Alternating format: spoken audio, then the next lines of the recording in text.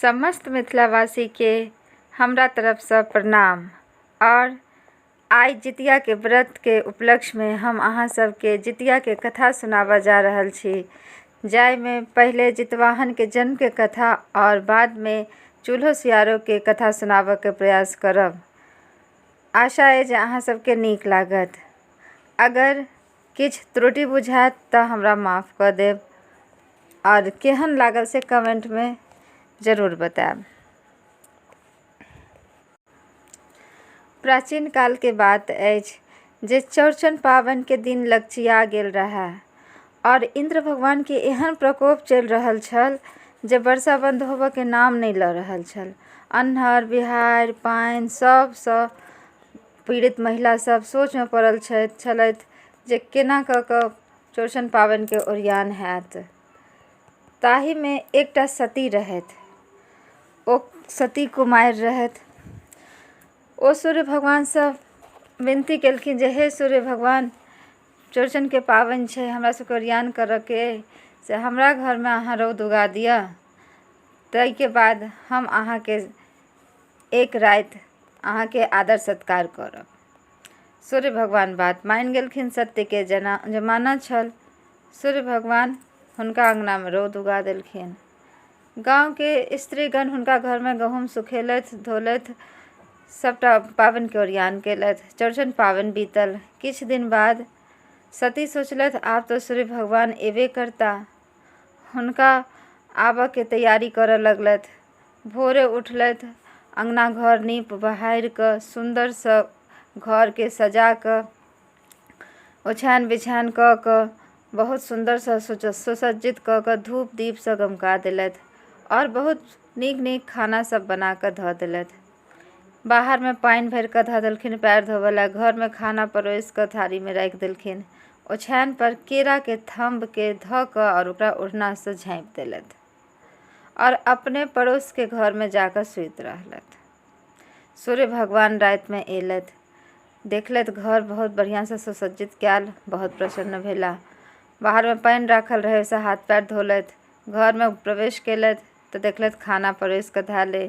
ओ खाना खेलथि। खाना खेला के बाद जखने ओछान पर गेलथि और ओढ़ना हटबै छथि तो देखै छथि कि केरा के थम्ब धैल अइ। सूर्य भगवान के बहुत क्रोध भेल।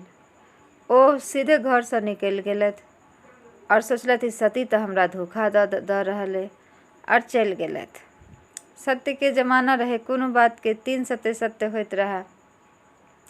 प्रात भेने फेर सती उठलथि, सबटा नीप बहारि कऽ घर अंगना चमका कऽ खाना बना कऽ सबटा तैयारी कऽ कऽ काल्हि के जेना राखि देलथि। सूर्य भगवान फेर एलथि, फेर देखै छथि घर अंगना चमचमाइत, धूप गुगुल सँ गमकैत। बाहर में पानि राखल, पैर हाथ धोलथि, घर में प्रवेश केलथि, खाना खेलथि और जहने ओछान पर जाइ छथि तऽ देखै छथि केरा के थम्ब। क्रोध में आबि कऽ ओ केरा के थम्ब के चीर दै छथिन और चलि जाइ छथि। फेर तेसर दिन एलथि। फेर तेसर दिन सती भोरे भोरे अंगना घर नीप कऽ गुगुल धूप दीप सँ सुसज्जित कऽ कऽ ओछान बिछान झाड़ि कऽ और ओहिपर केरा के थम्ब धऽ कऽ और चलि जाइ छथि। फेर सूर्य भगवान एलथि और हाथ पैर धोलथि, घर में खाना खेलथि और ओछान पर जाइ छथि तऽ देखै छथि केरा के थम्ब। हुनका बहुत ज़्यादा क्रोध एलै। ओ फेर से केरा के थम्ब के बीचे बीचे चीर दै छथिन और बाहर निकलि जाइ छथिन। ओ काम क्रोध में एतेक क्रोधित भऽ गेल रहै छथिन जे बाहर में छोटे छोटे गेनहारी के 1-2टा साग कतौ कतौ रहै छै, ओही पर अपन काम क्रोध रूपी मूत्र त्याग कऽ और चलि जाइ छथि। भोर में सती अबै छथि, फेर देखै छथि जे सबटा अपन पानि हेरायल अइ, खाना खायल अइ, केरा के थम्ब धैल अइ। ओ बुझि जाइ छथि जे सूर्य भगवान फेर आयल छलथि हेँ। तहन बाहर में देखै छथि जे बहुत सुंदर साग लहलहाइत रहैए। ओ देख कऽ हुनका से रुकल नहीं गेल। ओ तुरंत ओहि साग के खोंटि कऽ बना कऽ बिना धोने बिना किछु केने ओहि के बना लै छथि, ने झाड़लथि ने धोलथि और ओहि के बना कऽ खा लेलथि। ओ खाय के कारण हुनका गर्भ ठहरि जाइ छनि। धीरे धीरे 2-3 महीना तक तऽ ककरो पता नहीं चलै छै। जहने पेट देखाय लगै छै तऽ गाँव घर के लोग सब बुझि जाइ छै। सब तरह तरह के बात बनबऽ लगै छै, नीक बात तऽ कम पसरै छै लेकिन खराब बात तऽ तुरंत पसरि जाइ छै।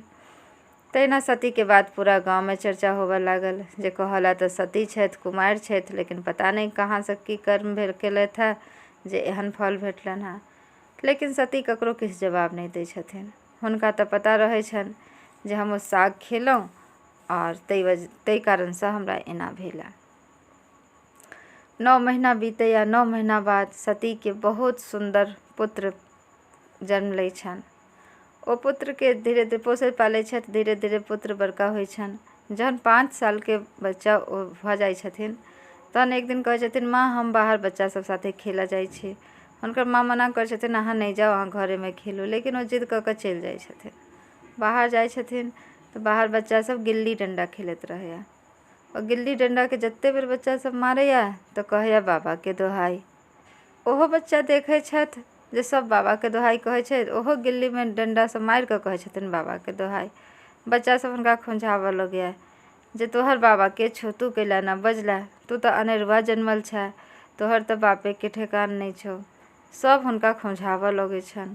ओ कनैत कनैत घर चलि अबै छथिन आओर अपना माँसँ पूछै छथिन, हमर बापके, हमर बाबाके, और अगर अइ हमर बाप तऽ अपना सबके साथ कैला नहि रहैया, हम और अहाँ अकेले कैला रहै छी। तरह तरहके सवालो करऽ लगै छथि माँसँ।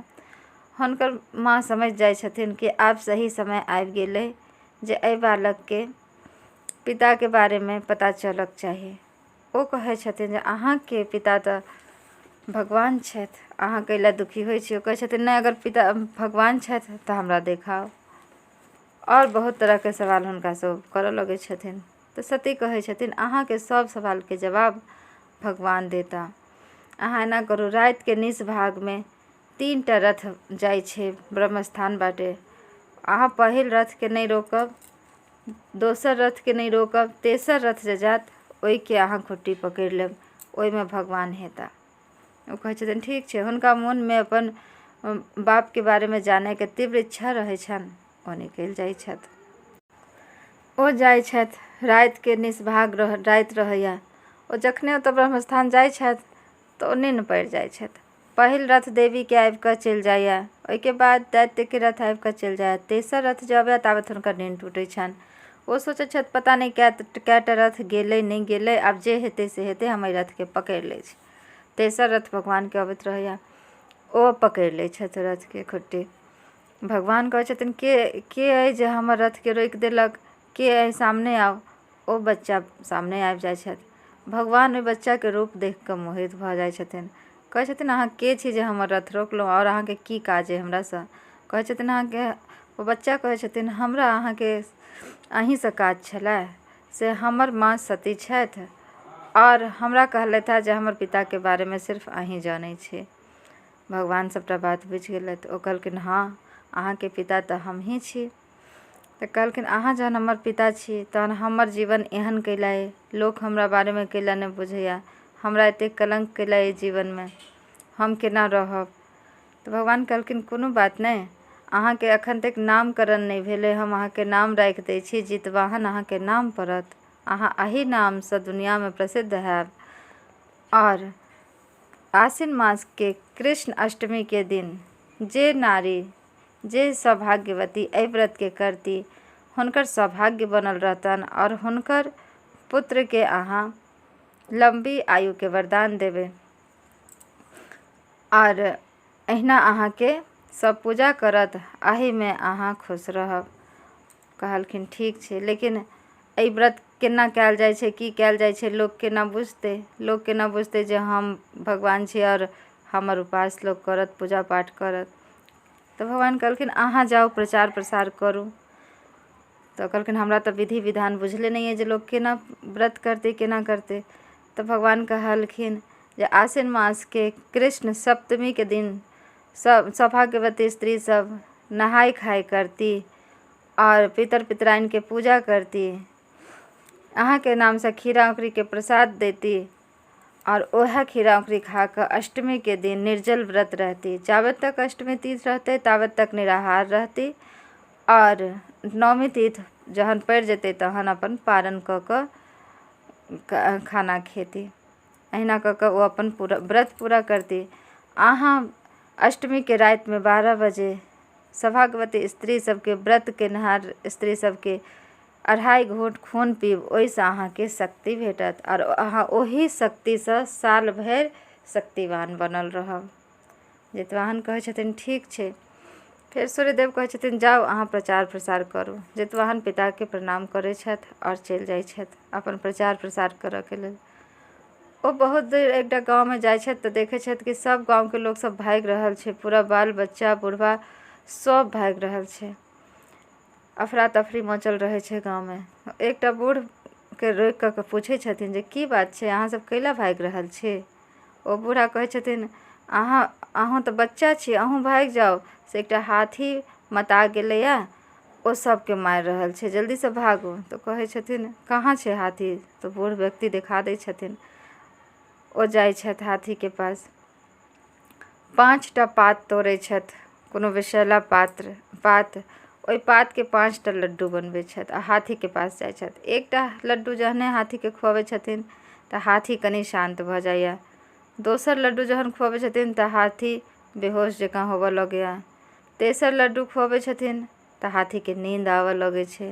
4म लड्डू खाइते के देरी हाथी बहुत ज़्यादा बेहोशीके हालतमे भऽ जाइए। आ 5म लड्डू जहने हाथी खाइए तऽ ओ मरि जाइए। गाँवके लोग सब देख कऽ अचकित रहि जाइए जे एते 5 वर्षके बालक, एते छोट बालक आखिर ई काज केना केलक। ई हाथीसँ पूरा गाँव त्रस्त छलए। ओ बूढ़ व्यक्ति पूछै छथिन अहाँ के छी, अहाँ तऽ साधारण बालक नहि बुझाइ छी, से हाथीसँ पूरा गाँव परेशान छलै, अहाँ तुरन्ते हाथीके शान्त कऽ देलियै। तऽ ओ अपन प्रचार प्रसार करै छथि जे हम जितवाहन छी और जे सौभाग्यवती स्त्री कृष्ण अष्टमी, आसिनके कृष्ण अष्टमीके दिन जे सौभाग्यवती स्त्री व्रत करती, हुनकर पुत्रके, हुनकर सौभाग्यके हम रक्षा करबै। एना कहि कऽ ओ चलि जाइ छथि। ई बात किछु स्त्री सब सुनै छथि, ओ सब सोचै छथि हमहूँ करब। विधि विधान सबटा हुनकासँ पूछि लै छथि, ओ सबटा विधि विधान बता दै छथिन। से बता कऽ आगाँ चलि जाइ छथि। आगाँ दोसर गाँवमे जाइ छथि। ओतऽ एकटा बूढ़ी स्त्री जहन घरमे जाइए तऽ खूब जोर जोरसँ चिचिया लगैए और जहन बाहर अबैए तऽ गीत गाबऽ लगैए। एनाही बार बार करैत रहैए। ओ बच्चा देख कऽ सोचमे पड़ि जाइ छथि जे आखिर की बात छै जे स्त्री घरमे जाइए तऽ कानऽ लगैए आ बाहर अबैए तऽ गीत गाबऽ लगैए। हुनकासँ नहि रहल जाइ छनि। ओ स्त्रीके लगमे जाइ छथिन, कहै छथिन की बात छै जे अहाँ घरमे जाइ छी तहन तऽ कानऽ लगै छी आ बाहर अबै छी तऽ गीत गाबऽ लगै छी। स्त्री कहै छथिन अहाँ केना बुझलहुँ जे हम घरमे जाइ छी तऽ कानै छी आ बाहर अबै छी तऽ गीत गबै छी, से तऽ घरके बात अहाँ केना बुझलहुँ। ओ बालक कहलखिन हम बुझि गेलहुँ, अहाँ बताउ तऽ जे बात की छै। ओ कहलखिन जे एहि नगरके राजा छै, ओकर बेटी अइ, ओहि बेटीके पता नहि कोन श्राप भेटल छै जे पुरुष हुनका बेटी लग जाइ छनि ओकरा पहिले रातिमे मौत भऽ जाइ छै। और राजा डिगडिगिया पिटा देने छथिन जे हर राति एकटा मर्द हुनका लग जेतनि और जे मर्द भोर तक बाँचल रहि जेतनि तकरासँ ओ अपना बेटीके बियाह करा देथिन और ओकरा अपन राज्य दऽ देथिन। ओ राजाके एकलौती बेटी रहथि।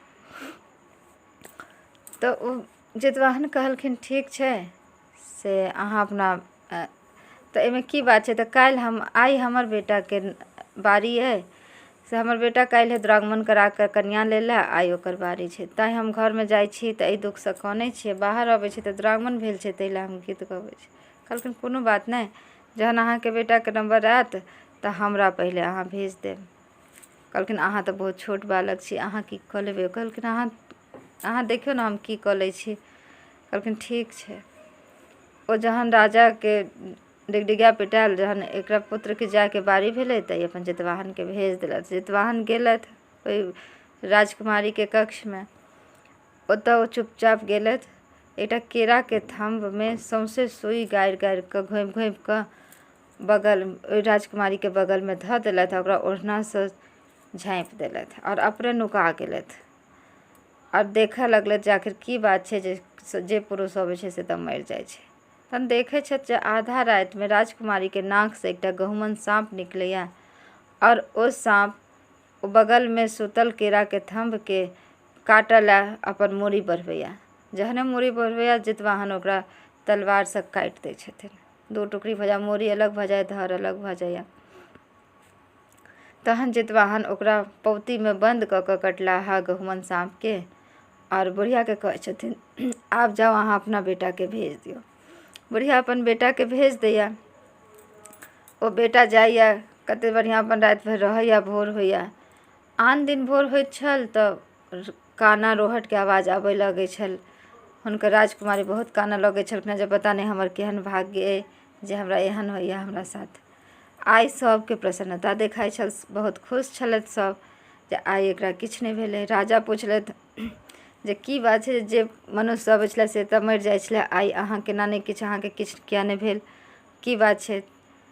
तऽ ओ कहलखिन सबटा बात जितवाहन हुनका बता देने रहथिन जे गहुमन साँप हुनका नाकसँ निकलल छलै, ओकरा हम तलवारसँ काटि देलियै। अगर राजा पूछता तऽ अहाँ एना कहि देबै। ओ कहि देलखिन जे राजकुमारीके नाकसँ गहुमन साँप निकललै, हम ओकरा काटि देलियै और ओकरा हम पलङ्गके तऽरमे रखने छी, अहाँके विश्वास नहीं होइए तऽ देख लिअ। राजा भेजलथि सैनिकके, सैनिक गेल, पौती उठा कऽ लायल, पौतीमे 2 टुकड़ी साँप पड़ल रहै। से देख कऽ राजा बहुत प्रसन्न भेलथि, हुनका अपन राजकुमारीसँ बियाह करा देलथि, अपन राज्य दऽ देलथि। और ओ बुढ़ियाके बड़ा आश्चर्य लागल। ओ बुढ़िया बच्चाके बजा कऽ पुछलथि आखिर अहाँ के छी? अहाँ तऽ कोनो साधारण बालक नहि बुझाइ छी, से एतेक दिनसँ एहिसँ सब त्रस्त छलए, आइ अहाँ ई समस्याके हल कऽ देलहुँ। ओ कहलखिन हम जितवाहन छी, हमरा जे अष्टमीके दिन व्रत करत और पूजा करत ओकरा हम पुत्र और सौभाग्यके रक्षा करबै, एहिके हम वरदान दै छी। ओ बुढ़िया स्त्री अपन सबसे गाममे कहलकै, सब स्त्री सब जितवाहनके व्रत करऽ लागल। अहिना कऽ कऽ अपन जितवाहन सौंसे प्रचार प्रसार केलथि, जितवाहनके नामसँ प्रसिद्ध भेलथि। अष्टमीके रातिमे जितवाहन देव सब स्त्रीके पूजा केनहार, उपास केनहार सब स्त्रीके 2.5 घूँट खून पी कऽ शक्ति प्राप्त करै छथि और साल भरि हुनकर पुत्रके रक्षा करै छथिन। जय जितवाहन देव की जय। आब हम अहाँके दोसर कथा सुनाबऽ जा रहल छी, चूल्हो सियारोके। नर्मदा नदीके तट पर दक्षिण दिशामे कनिकावती नामक एकटा नगर अछि। ओहि नगरमे बाहुलुटा नामक मरुभूमि छल, जाहिके तरसँ नर्मदा नदी बहैत छल। नर्मदा तट पर एकटा बहुत पुरान पाखरिके गाछ रहै। ओहि गाछके धोधरमे एकटा सियारो रहैत रहै और ओहि गाछके डारि पर एकटा चूल्हो रहैत रहै। दुनू चूल्हो और सियारो बहुत दिनसँ एक संगे रहैत दुनू संगी सहेली बनि गेल छल, बहिना लगा लेने छलै।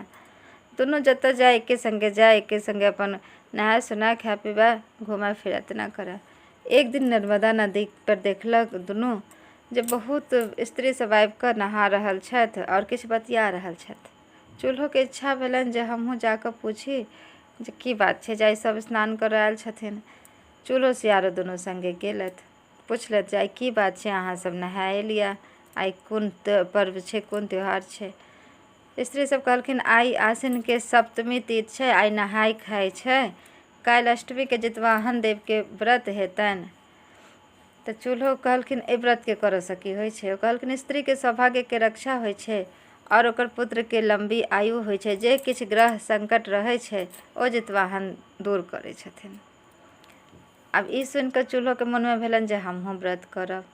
सबटा विधि विधान पुछलथि, ओ समझा देलखिन जे सप्तमी दिन नहाउ खाउ, पितर पितराइनके पूजा करू, पितर पितराइनके प्रसाद चढ़ाउ, जितवाहनके खीरा उखड़ीसँ प्रसाद चढ़ाउ और वएह खीरा उखड़ी खा कऽ अष्टमी तिथिमे निर्जल रहि कऽ व्रत करू आ नवमी तिथि जहन पड़ि जायत तहन पारण कऽ लिअ। झिमनी सब एहि व्रतमे खायल जाइ छै। जते जे नियम छै, हर जगह अलग अलग नियम छै, ताहि हिसाबसँ लोक करै छथिन, से अपन बता देलथि। चूल्होके मोनमे भेलनि जे हमहूँ व्रत करी। चूल्हो अपन इच्छा प्रकट केलथि सियारोके लगमे जे हमरा मोन होइए जे हमहूँ ई उपास करी। सियारो हुनकर संगी बहिनपा रहथिन, ओ कहलखिन ठीक छै, अहाँ करब तऽ हमहूँ कऽ लेब। दुनू गोटा गेलथि, नर्मदामे स्नान केलथि, नहा खाय केलथि। प्रात भेने व्रत रहै, दुनू गोटा व्रत केलथि। व्रत जे केलथि तऽ भोरसँ साँझ बीतल, बहुत बढ़िआँ। साँझ भेल तऽ चूल्हो अपन बहुत निष्ठासँ व्रत केने रहथि, भगवानमे विश्वास कऽ कऽ। सियारोके प्रवृत्ति रहनि मांस खायके, हुनका भूखसँ रहले नहि जानि। ओहि गाँव में एकटा तेली के बेटा रहे, मरि गेल। ओकरा दाह संस्कार करऽ ला लोग सब आयल। वर्षा पानि एते बरसऽ लगलै, एते मेघ अन्हर बिहाड़ि सब होबऽ लगलै जे लाका सब लहकऽ लगलै, जे लोग सब मुर्दा के आधा जरा कऽ और आधे में भागि गेल। सियारो ई सब देखैत रहैत। सियारो के रहल नहीं जानि, तऽ ओ पुछलखिन, गे बहिन चूल्हो। तऽ चूल्हो कहलखिन, की बहिन सियारो, सुतल छै कि जागल छै? तऽ चूल्हो कहलखिन, सुतलो छी, जागलो छी, नगरक चरित्र देखतो छी। फेर ओ कहलखिन, ठीक छै। कनी काल बाद फेर सियारो पूछै छथिन, गे बहिन चूल्हो। तऽ चूल्हो कहै छथिन, की बहिन सियारो, तऽ गे सुतल छै कि जागल छै? चूल्हो कहै छथिन, सुतलो छी, जागलो छी, नगरक चरित्र देखतो छी। एना 2-3 बेर पूछथिन। बेर बेर पूछला पर चूल्हो के मोन में भेलनि जे पता नहीं कैला हमरा सब बेर बेर पूछैया। ओ चुप भऽ गेलथि, गप्ती मारि लेलथि। फेर सियारो पुछलखिन, गे बहिन चूल्हो, ओ किछु नहीं बजलथि। 2-3 बेर पुछलखिन, गे बहिन चूल्हो, गे बहिन चूल्हो, ओ किछु नहीं बजलथि, गप्ती मारि देलथि।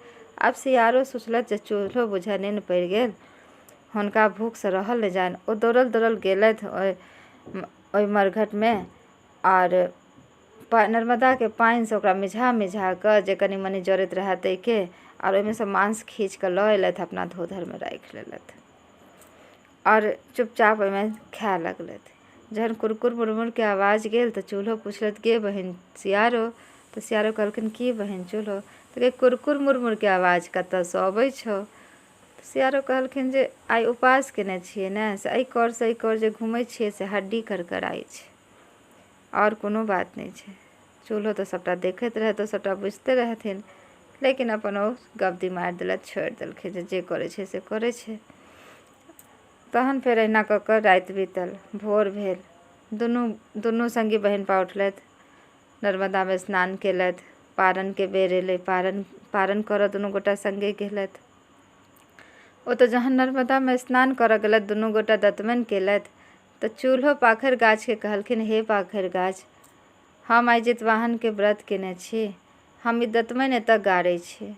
अहाँ हमरा एते आशीर्वाद दिअ जे अगिला जन्म में हमरा सबटा बात, एहि उपास के सबटा बात हमरा मोन रहै, और अगर हम अहाँ के किछु साक्षी बनाबी तऽ अहाँ हमर साक्षी बनी। पाखरि महाराज हुनका वरदान दऽ देलखिन।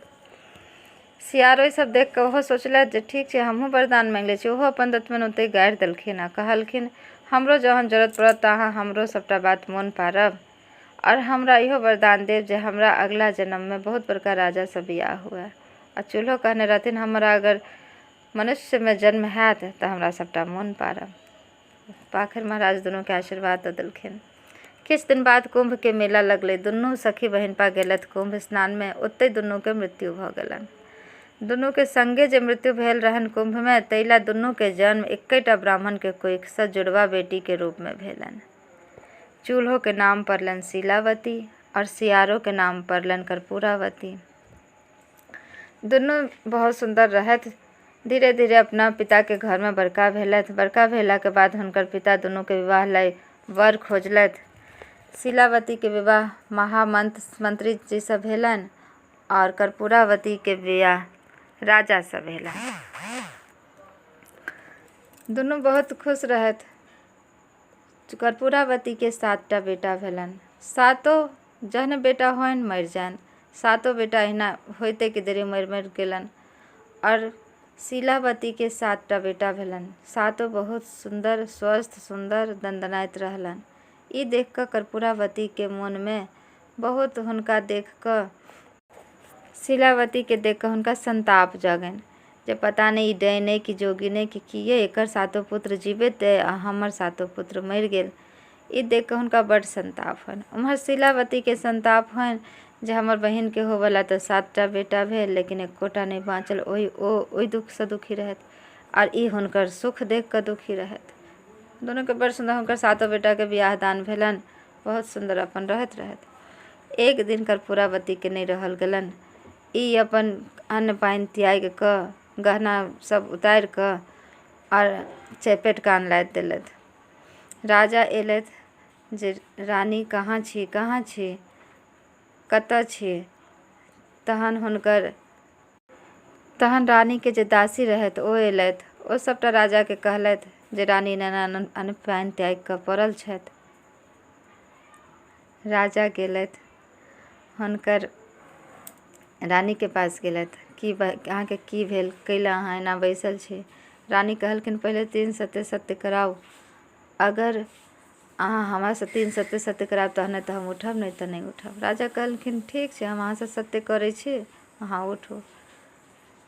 तहन रानी कहलखिन जे हमर बहिन शिलावती के 7टा बेटा अइ, ओहि 7 के मुंड हमरा आनि कऽ दिअ, तहने तऽ हम उठब, नहीं तऽ नहीं उठब। राजा कहलखिन पता नहीं पिछला जन्म में कोन कर्म केलहुँ जे एहि जन्म में 7टा पुत्र भऽ कऽ मरि गेल, आ फेर एहि जन्म में एहने कर्म करू से अहाँके अथी नहीं अइ, ज्ञान नहीं अइ। हुनका बहुत समझाबऽके कोशिश केलखिन, लेकिन कर्पूरावती किछु समझै लए तैयार नहीं भेलखिन। ओ कहलखिन अहाँ हमरासँ सत्य करेने छी, अहाँ अपन सत्यके रक्षा करब तऽ करू, नहीं तऽ जाउ। राजा सत्य केने रहथि, ओ सोचलथि जे हम तऽ आब सत्य केने छी, हमरा पूरा करहेके। ओ कसाई सबके आदेश देलखिन जे जाउ और शिलावती के 7 पुत्र के मुंड आनि कऽ और कर्पूरावती के दऽ दियौन। कसाई सब गेल, हुनकर 7 पुत्र के जंगल में लऽ जाकऽ और 7 के मुंड काटि कऽ हिनका दऽ देलकनि और जंगल में फेंक देलकनि धर के। कर्पूरावती के देख कऽ बड़ खुश भेलथि। 7 मुंड के पियर वस्त्र में लपेट कऽ गहुमन साँप सब बान्हि देलथि मुँह के, और डाला 7टा डाला में धऽ कऽ दासी के कहलथि जो शिलावती के दऽ आ। उम्हर विधि विधाता जाइत रहथिन तऽ देख कऽ कहलखिन जे ई तऽ बहुत पुण्य केने छलथि, हिनका पुत्र के साथ एना केना भेलनि से अहाँ हिनका जिंदा कऽ दियौ। विधि कहलथि छोड़ू ना, चलू। विधाता जिद पकड़ि लेलथि, नहीं पहिले हिनका जिंदा करू तहने हम जायब। विधि हुनका अमृत छीट देलखिन, 7 पुत्र हुनकर जिंदा भऽ कऽ और अपना माँ लग चलि गेलथि। उम्हर ई 7 दासी जे लऽ कऽ जाइए तऽ ओ भगवती आगा में कहै छथिन राखि दियौ 7 के। 7 भगवती आगा में राखि दैया। ई अपना पुतहु सबके कहै छथि सब गोटा तैयार भऽ जाउ, केश कंघी कऽ लिअ, आइ सब गोटा कथा सुनब। उम्हरसँ 7 पुत्र हुनकर चलि अबै छनि। ई कहै छथिन जे मौसी जे पठेलक है से खोलि कऽ देखै छथिन, ओ 7 गहुमन साँप डराडोरि भऽ जाइए और 7 मुंड नारियल के फल भऽ जाइए। ओ करै छथि 7 डराडोरि 7 बेटा के पहिरा दै छथि और 7 नारियल के फल 7 पुतहु के दऽ दै छथि और सब गोटा बैस कऽ कथा सुनै छथि, व्रत जितिया के व्रत करै छथि। कर्पूरावती कनी कनी काल पर दासी के कहै छथिन जे जो देख का, काना के आवाज नहीं अबै छौ, शिलावती की करै छौ देख का। दासी जाइए सबटा ओतऽ जेना जेना देखैए सबटा आबि कऽ कहि दैए। कर्पूरावती के बहुत क्रोध अबैए जे हम एतेक सबके मारि देलियै, अपना आँखि के सामने में देखलियै, तैयो एकर पुत्र सब जिंदा भऽ गेलै। ओ शिलावती के कहबैया जे जाउ अहाँ कहबै जे कर्पूरावती अहाँके बजेलथि है। दासी जाकऽ कहै छथिन जे अहाँके बहिन कर्पूरावती अहाँके बजेलथि है। ओ कहै छथिन ओ रानी छथि, हम मंत्री के पत्नी छी, हमर हुनकर मेल केहन छनि, हम नहीं जायब। फेर दोबारा कहै छथिन जे कर्पूरावती कहै छथि जे एके संगे दुनू गोटा जितिया के व्रत करब। ओ कहै छथिन नहीं ओ रानी छथि, हम हुनका साथे नहीं जायब। फेर प्रात भेने समाद पठबै छथि जे जाउ कहबै जे एके संगे दुनू गोटा पारण करब। फेर शिलावती कहै छथि नहीं हम हुनका साथे पारण नहीं करब। ई सुनि कऽ कर्पूरावती के बहुत क्रोध अबै छनि। ओ अपन खरखरिया में बैस कऽ शिलावती के घर जाइ छथि। शिलावती के कहै छथिन जे हम अहीं साथे व्रत के पारण करब। शिलावती कतबो मना करै छथि लेकिन ओ नहीं मानै छथिन। शिलावती सबटा बुझैत रहै छथिन, हुनका तऽ पिछला जन्म के सबटा बात मोन रहै छै। ओ कर्पूरावती कहै छथिन ठीक छै अहाँ हमरा संगे पारण करब तऽ चलू नर्मदा नदी के तट पर, ओतै नहायब खायब, ओतै नहायब और ओतै पारण के अथी करब। कर्पूरावती कहै छथिन ठीक छै चलू। खरखरिया 2टा मंगबै छथि। शिलावती कहै छथिन अहाँ रानी छी, अहाँ खरखरिया में बैस कऽ चलू, हम तऽ पैरे जायब। कहै छथिन ठीक छै। कर्पूरावती खरखरिया से जाइ छथि, शिलावती पैरे जाइ छथि। दुनू गोटा नर्मदा के तट पर पहुँचै छथि। ओतऽ ओ पुरान पाखरि गाछ रहै, ओ कनि सुखा गेल रहै, लेकिन शिलावती के पुण्य प्रताप सँ ओहो हरियर भऽ गेल। नर्मदा नदी जे सुखायल रहै ओहो में पानि भरि गेल। दुनू बहिन ओहि नर्मदा में स्नान करै छथि आ पाखरि गाछ लग बैसै छथि। शिलावती कहै छथिन हम अहाँके मन के बात बुझै छी, अहाँके हमर 7 पुत्र के देख कऽ संताप अइ, से पिछला जन्म में अहाँ सियारो छलहुँ, हम चूल्हो छलहुँ। एना एना दुनू गोटा व्रत केने रही। पूरा पिछला जन्मके बात हुनका याद दिलाबै छथिन। कर्पूरावतीके किछु नहि याद पबै छनि। तहन ओ कहै छथिन पाखरि गाछ लग चलू, दुनू गोटा दतमनि जे गाड़ने छी से निकालै छी, हुनकेसँ वरदान मङ्गने छी जे अगिला जन्ममे हमरा याद पारि देब तऽ याद पारि देता। अपन अपन दुनू गोटा दतमनि उखाड़ै छथि। शिलावतीके दतमनिसँ खीरा औंकड़ी निकलै छनि, कर्पूरावतीके दतमनिसँ मांस निकलै छनि। ओ निकलते देरी कर्पूरावतीके सबटा मोन पड़ि जाइ छनि। कर्पूरावती बहुत ज़्यादा अपन आपमे दुखी भऽ जाइ छथि जे हम एहन कर्म पिछला जन्ममे केलहुँ, फेर हम एहि जन्ममे ओहने कर्म केलहुँ। ओहि दुखसँ ओतहि बेहोश भऽ कऽ खसि पड़ै छथि आओर मरि जाइ छथि। शिलावती अपन घर अबै छथि, राजाके समाचार भेजै, सबटा समाचार कहि कऽ भेजबै छथिन जे एना एना बात छै, रानीके मृत्यु भऽ गेलनि। राजा अबै छथिन, रानीके अंतिम संस्कार कऽ कऽ सबटा राज्य शिलावतीके 7 पुत्रमे बाँटि दै छथिन आओर ओहो तपस्या करऽ जंगल निकलि जाइ छथि। एना जितवाहन देवके प्रभावसँ शिलावतीके 7 पुत्रके लंबी आयु होइ छनि। जय जितवाहन देव की जय।